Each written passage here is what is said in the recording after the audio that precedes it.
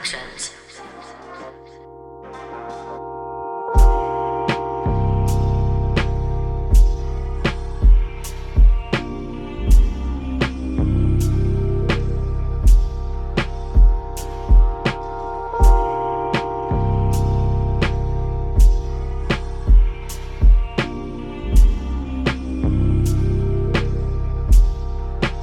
So you see, Chuck, propaganda is important.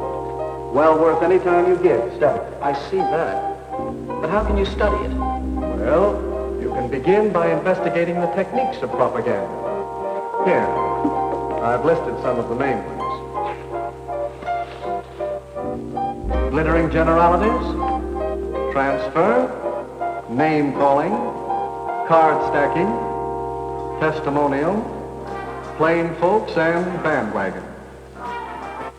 You'll find these techniques used in many places, in many ways, for many different purposes.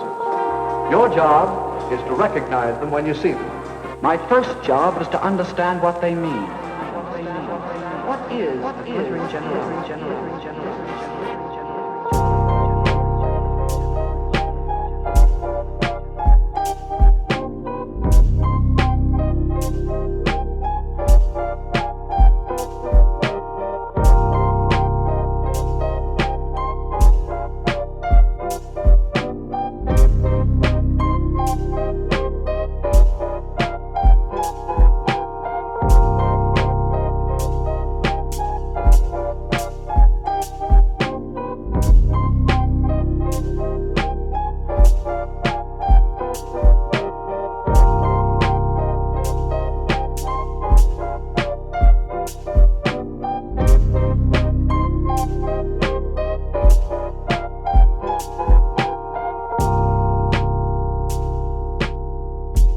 See, the reason you want to be better is the reason why you aren't. We aren't better because we want to be. Because the road to hell is paved with good intentions. Because all the do-gooders in the world, whether they're doing good for others or doing it for themselves, are troublemakers. On the basis of kindly let me help you or you'll drown, said the monkey, putting the fish safely up a tree.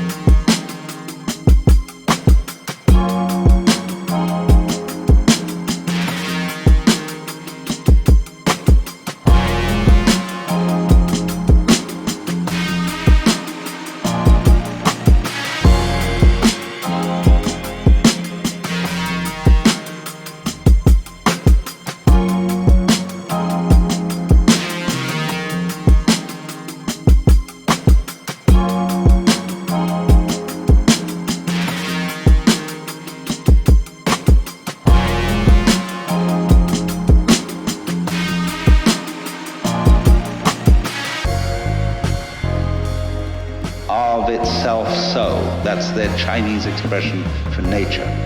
What happens by itself, what isn't pushed, but it just pops up, you see?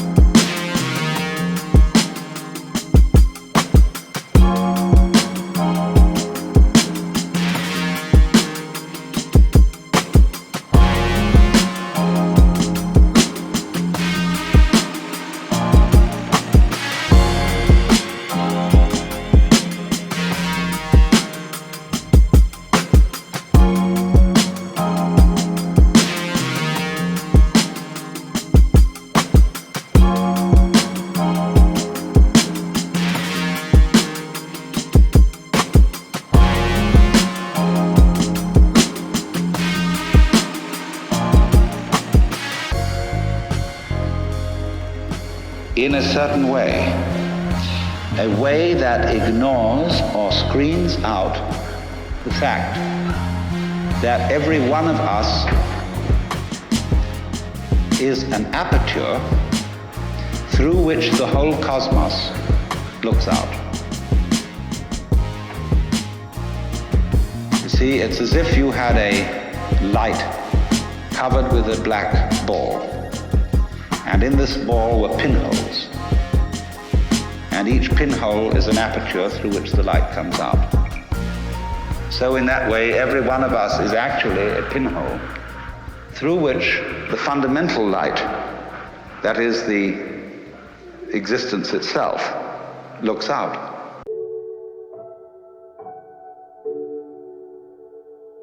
Only the game we're playing is not to know this. To be only that little hole, which we call me, my ego, my specific John Jones, or whatever.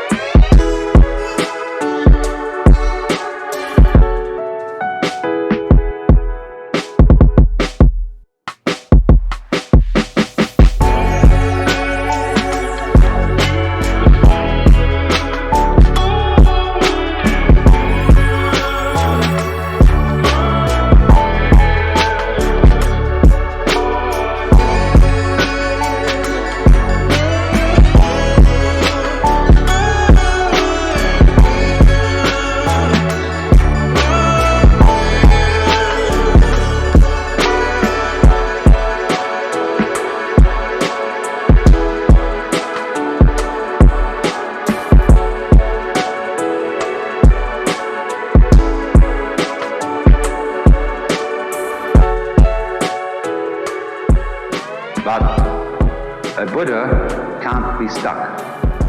He cannot be phased.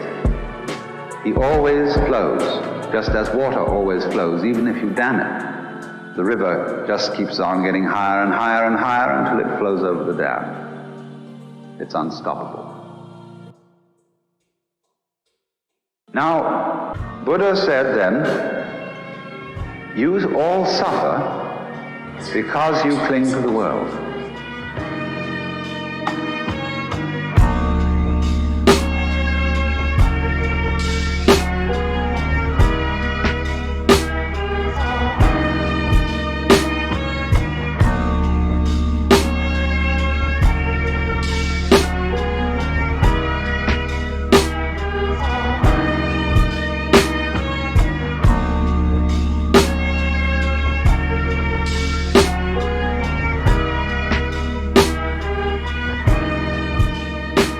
So then, try, if you can, not to grasp.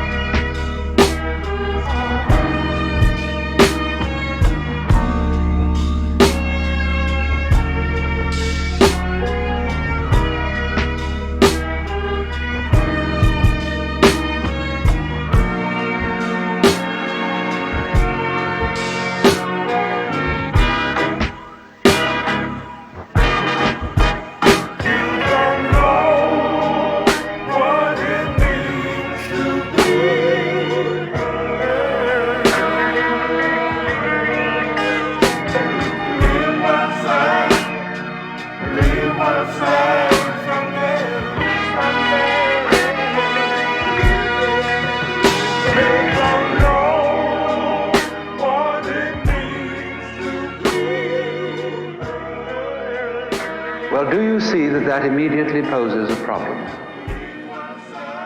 Because the student who has started off this dialogue with the Buddha then makes various efforts to give up desire, upon which he very rapidly discovers that he is desiring not to desire. And he takes that back to the teacher, who says, well, well, well. He said, of course, you are desiring not to desire, and that's, of course, excessive.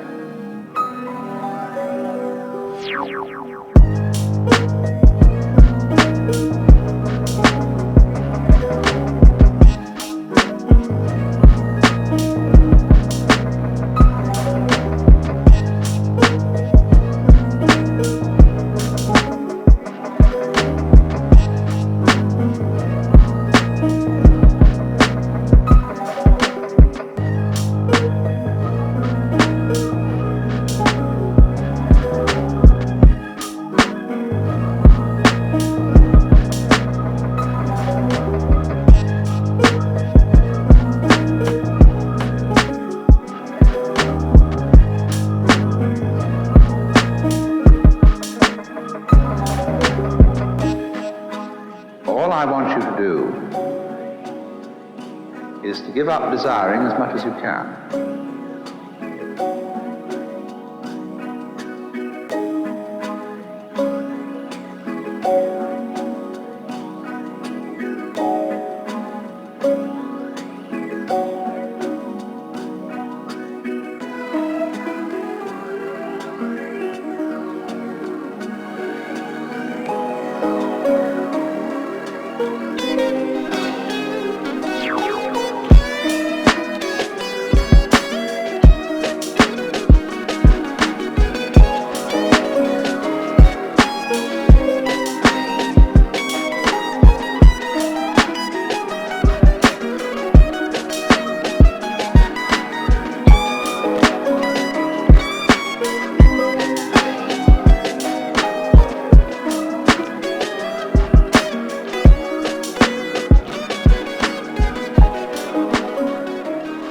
So then, in the metaphysical sphere, the mystic is the one who feels that everything that happens is in some way harmonious, is in some way right, is in some way an integral part of the universe.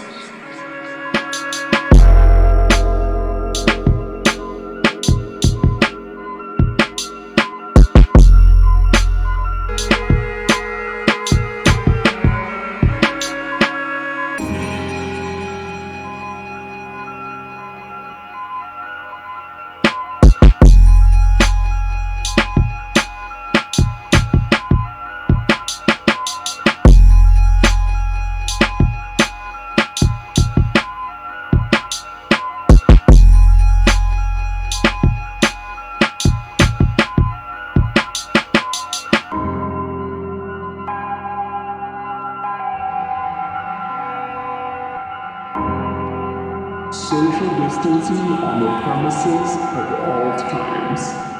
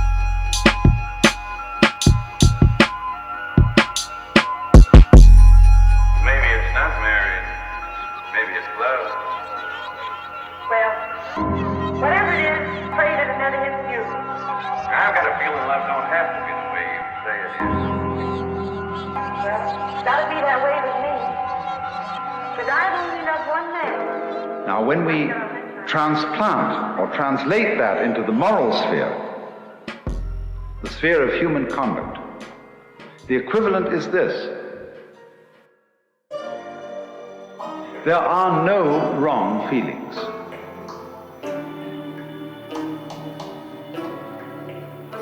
There may be wrong actions in the sense of actions contrary to the rules of human communication.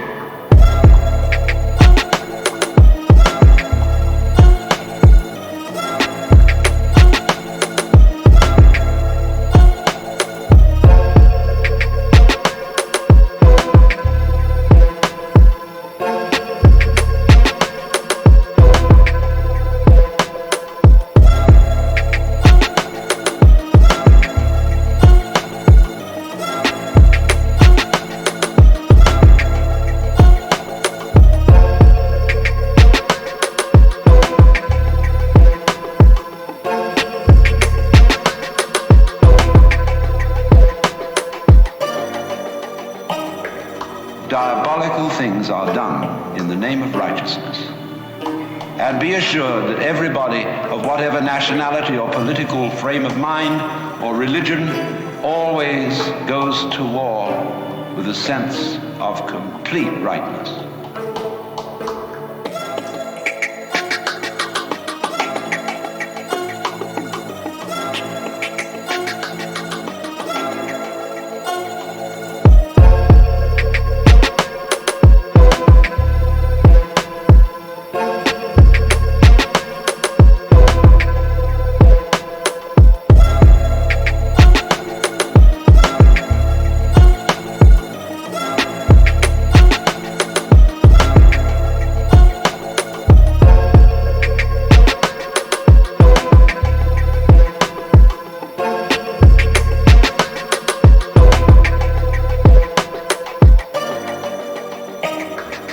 The other side is the devil. Our opponents, whether in China or Russia or Vietnam, have the same feeling of righteousness about what they're doing as we have on our side. And a plague on both houses,